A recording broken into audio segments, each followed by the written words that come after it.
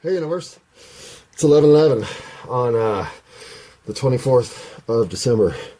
That makes it Christmas Eve. Yeah, I know. So here I am harassing you on Christmas Eve. Go be with your family. Don't listen to this. What the fuck are you doing? But if you're at my house, what you're doing is you're going to the bathroom and experiencing something you've never experienced before. And no, this isn't like blood in my urine or something. Although I did experience that in college once. But this, grossing you out after that, this, every boy has experienced at some point in their life, because you've peed outside in really cold conditions and watched the steam come up off that stream of urine that you're writing your name in the snow in. And even women, I'm sure, have experienced this. If you pee in cold enough conditions, I'm sure you're like, whoo, look at the steam. So, how many of us have experienced that in their own fucking bathroom? Well, at least one of us. This guy. Oh, my hands are so cold, I should put gloves on. Okay, I have my mittens on, so the only way to hit the pause button is with my nose. But what I was thinking is, okay, that's fucking cold. To see steam coming off your piss stream in your own toilet is cold. So, and I really do have my mittens on because I can feel the pain starting to initiate in my index fingers on both hands, which is always where frostbite starts. And so I'm about to get into a lukewarm, if not medium warm to hot shower. And yeah, it's cold. But whatever the next cold snap that comes along won't be this cold. And so maybe what makes us stronger is just the flex of our experiences in the extreme. Because if I had to give 2022 a most surprising development vote, it would be my tranquility, stability, and balance throughout the year. Very rarely was I knocked off those pillars, and when I was, it was mostly self-induced. And the strength I feel, the foundational strength I feel in regard to those three, now I guess, characteristics of how I behave. At what point does something become not just an aberration or a trend, but a true foundational characteristic of who you now are? Well, I'm now somebody who has seen my own steamy piss in my own bathroom, which makes me think, rarely in my future will I be saying, yeah, it's cold, but did you see your own fucking steam on your piss in the bathroom? Well, then it's not that cold. Pause. Actually, pause, because I'm going to go take a hot shower. This shouldn't continue until I've warmed up. So I'm going to go warm up. So who knows when this will continue. Pause. Yep, went to get the dog a cookie. And by cookie this time I don't mean cookie, I mean cookie. Dog cookie. She does occasionally get a cookie. I'm not trying to be all duplicitous about my cooking of my doggy. But that right there is a milk bone, medium-sized, her favorite treat in the world. Well, probably not, but the one that most consistently hits her palate. Having talked about my dog in total stoner language, I'll just say that I can still see my breath in the living room, the kitchen, the back room, the bathroom, the office. I didn't go in the closet because obviously I can see my breath in there. That's where the mail slot is. So, into the hot shower I go. When I come back, nobody knows. I'm not back yet, but it's because I've been running the water and I don't have a whole lot of hot water in the tank. So, I'm going to have to charge her up, as it were. But I think another good thing about coincidental collaboration is the self-reflection that comes from good, meaningful conversation. Because the one event that I still can't reconcile isn't something I can't reconcile from the point of view of the offender. In fact, I can give you about 18 reasons that the offender did what they did because I've been the offender. And And and it's funny because the reflections that come through of yourself when you do these personal diatribes aren't always pretty. At least if you're being honest. There will be some times when, I don't know, you have some comeuppance that occurs. And when it's you versus you, well, first, those moments of comeuppance are almost always contrived. But when there's surprise moments of comeuppance, well, you can dismiss them if you want to. That's at least within the bounds of the game. Perhaps not fairly played, but it's within the bounds.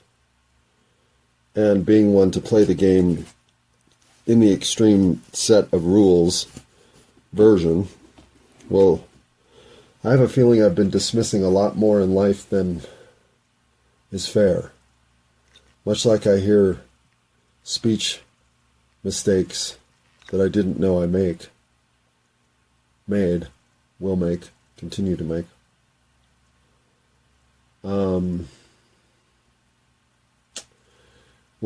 With these reflections, well, it's a really good time to go take a hot shower because, God, I love thinking in the shower.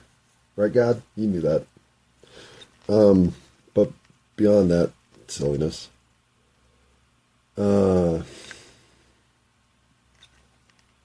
haven't come correct on a lot of why I was a douchebag to women. Because I don't want to think about it. But thinking about it's okay now.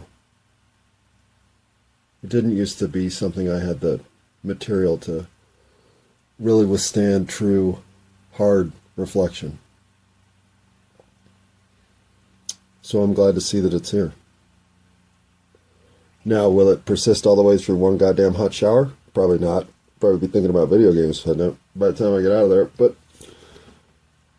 having documented right now that I easily could have been the guy getting on an airplane for no reason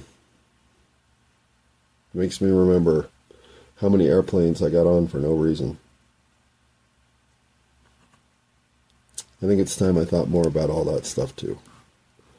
So, not because of cannabinoid hyperemesis syndrome, booyah, will I be taking multiple hot showers today. But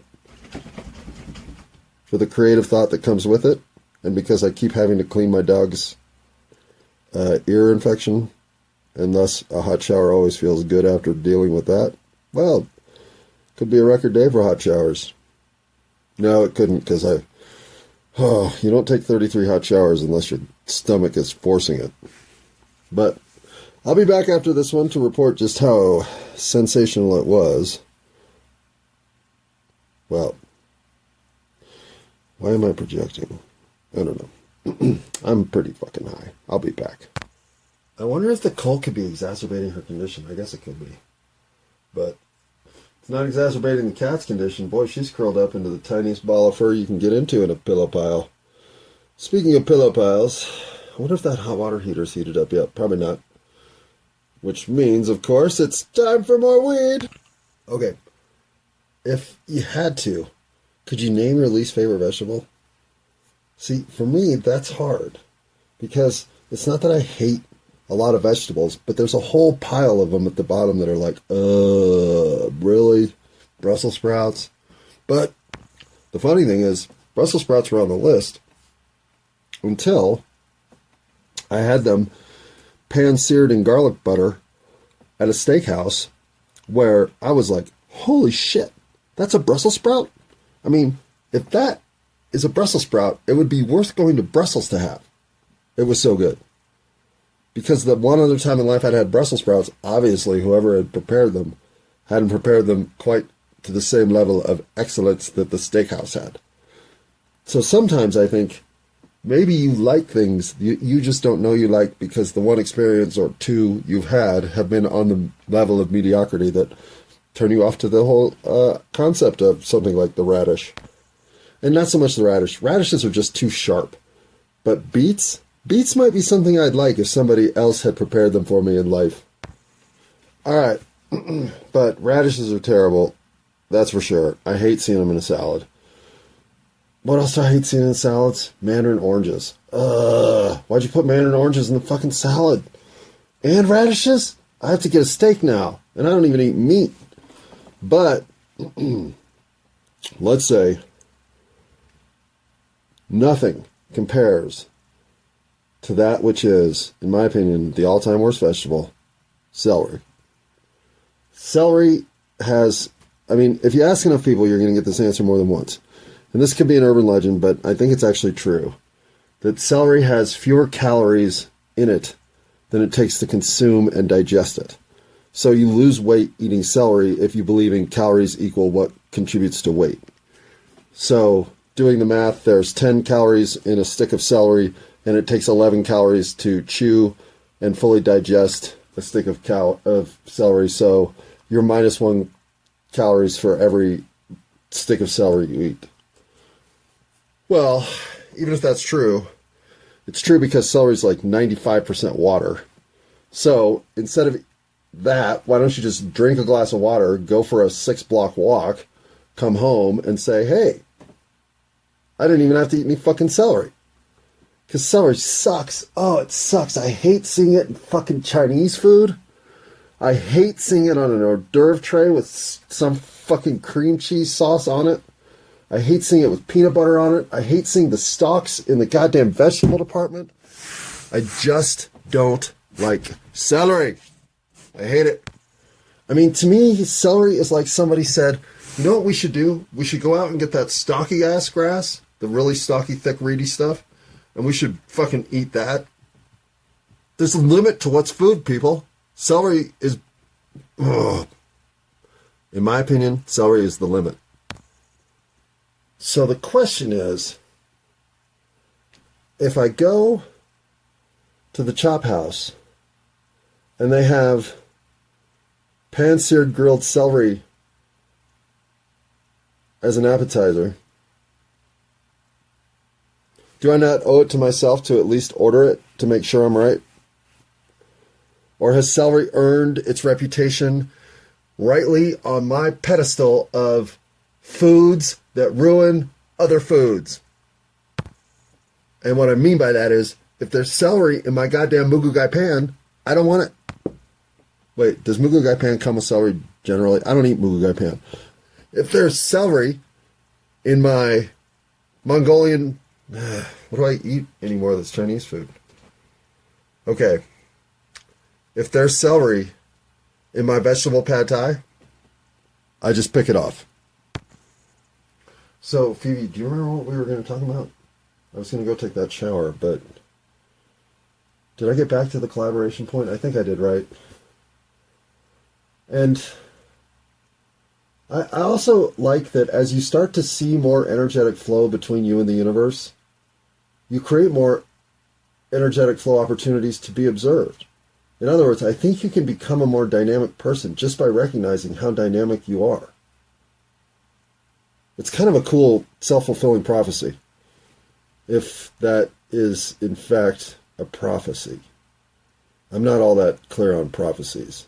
So, how about it's a cool self-fulfilling self-fulfillment? Shit. Alright, I smoked some stupid weed, so I'll stop talking about stupid thoughts. I'm gonna go take that hot shower now. Okay, I still haven't gotten to the shower yet, but I have a whole bunch of baseball hats. Like, a bunch. I'm gonna say 50. And maybe even 75. Like, I have a bunch. And it is the default gift I get from everybody whenever they don't know what to give me. Or come back from someplace. So I am acquiring more. But I only have 2 Titleist hats. And one is my favorite hat of all time. And if I told you just that, and let you try to pick where my other Titleist hat is, given that there is one exposed on my current wall where I hang my hats, or at least the ones that are in the rotation as of right now, because I can't keep them all in one spot. There's too many of them. But there are 2, 4, 6, 8, 10, 12, 14, 16, 18, 20, 2, 4, 6, 8. There are 28 hats hanging on my wall right now. And picking out the second Titleist hat would be tough, but I would say it comes down to a choice of 4 possible hats, and the one you should pick is obvious. It's a little Games Magazine puzzle that if I actually was still subscribed to Games Magazine, I might send in, because the answer's not obvious, but it's right. Once you see it, you're like, yep, that's the one. So, hot water's still not ready. But Nicole is the one other person in my life who I ever was aware of that had a Games Magazine subscription as a kid as well. And I will say that the day my Games Magazine would show up in the mail, I'm sure my parents loved that day, because for the next 48 to, I would say it didn't take me a week to get through one. It rarely took me more than a few days. So by the 120th hour, say 5 days later, that thing would have been written on, torn up, played with, and basically digested for all the good analytical wisdom that comes with solving an entire issue of Games Magazine. But where's that second Titleist hat? I'm not telling. Buzz. Because the reward is in doing the work, right? Like, you don't want people to just give you the solution. That's the problem with Games Magazine. Like, if 2 kids in the house both want one, you kind of have to say yes. Because there's no way to divvy it up unless you got a Xerox machine, which back in the 80s, they did not have a Xerox machine in the house like they do today. And I know another thing I'm going to do next year. Oh, I'm talking with my mouth full. Hang on. I'm not oh man, now I'm talking with my mouth really full. Hang on. Seriously, I have so many chocolate chips in my mouth right now. I don't think I can get another one in there. I just was doing it to be funny, but I'm literally drooling down my chin right now. This is gross. but I mean, it's fucking, I mean, yeah, it's gross, but it's funny. I mean, for me. Alright, I'm about to add some chocolate syrup. Oh, fuck! Oh, God. Oh. Okay. I definitely got the karmic retribution of chocolate syrup to the eye, as well as all over my fucking shirt. But I'm licking my shirt now, so it's all good. I mean, if the world spills chocolate syrup on your shirt, well, you should lick it.